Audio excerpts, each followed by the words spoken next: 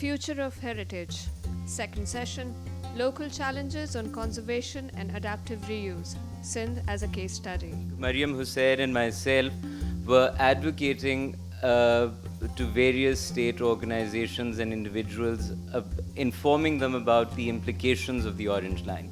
At the very outset, I should say that it's not that we were against public transport projects, but the manner in which this project was impacting both the physical and the social environments of the city was something that left us completely appalled.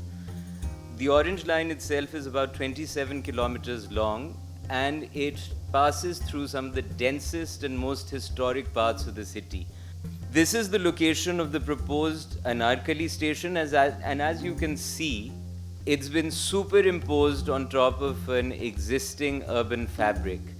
This particular location where the station was plonked is known as Kapurthala House, and it was once the property of the Maharaja of Kapurthala, and after partition it eventually became a squatters settlement.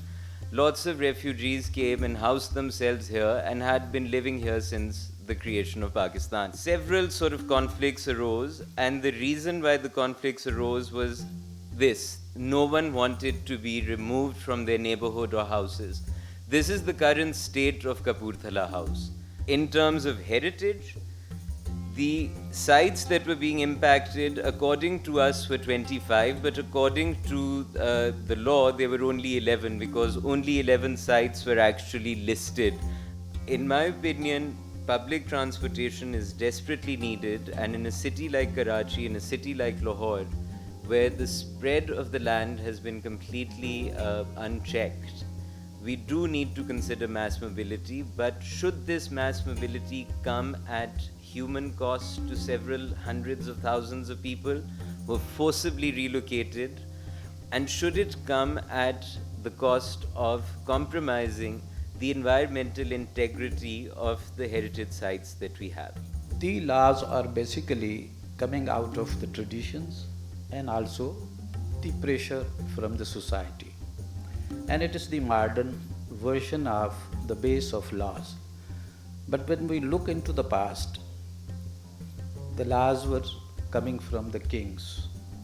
And the kings used to make those laws just to make their legitimacy more stronger. They wanted to look benevolent, and for the governance purposes, there was a requirement that they should have control over the land use. And basically, it is the land which determines every other aspect. When we look at the Sindh scene is not at all a very good scene to discuss. But it has always been that the heritage laws are always underutilized. Now, if we think that how possibly we can attend to proper preservation of heritage and then make it really viable, we have to have proper monitoring system. And this Secretariat Department cannot possibly act as a vigilance body or vigilance board. We need more human development. We need more education for people. We need more sensitization. We need involvement of communities, and made necessary that the communities should come up in decision-making processes. The enlistment process in the province of Sindh is largely covered under the Sindh Cultural Heritage Preservation Act of 1994, which is the key legislation in this province of Sindh, providing cover to over 2,500 notified properties in Karachi, Shikarpur, and other cities of Sindh. Now, with the Sindh Cultural Heritage Preservation Act, the first round of enlistments happened in during 1995 to 1997, which, as Lashari Saab mentioned, were initiated by an NGO led by architect Yasmin Lari.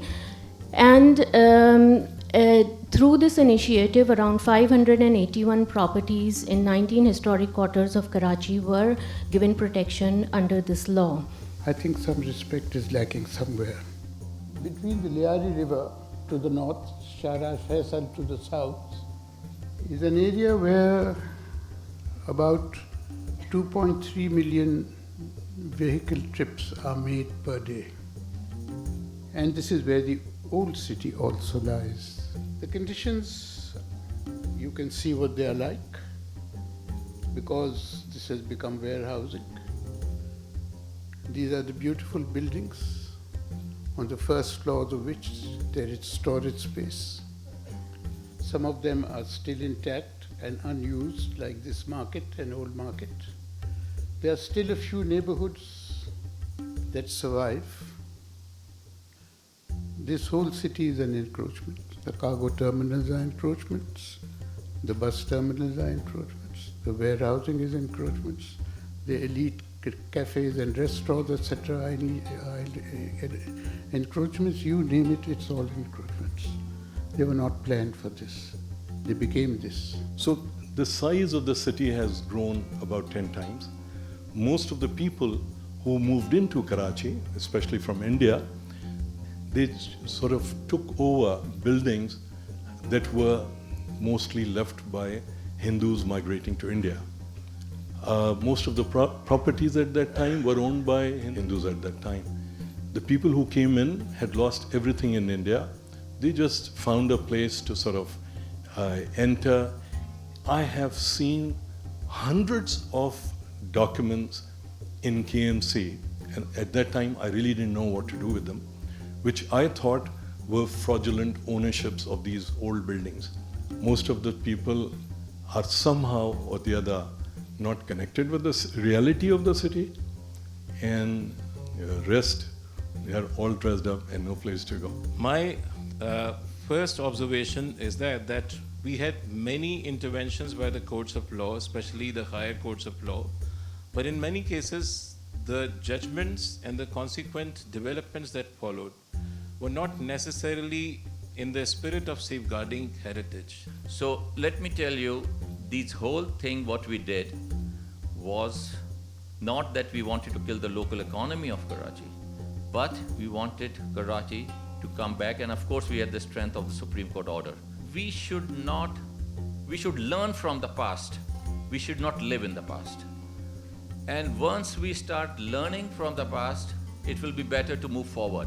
I think what we're also trying to get out there is the fact that as a utility service provider to the city, not only are we driving the progress of the city, but at the end of the day, we are affected by how the city is developing.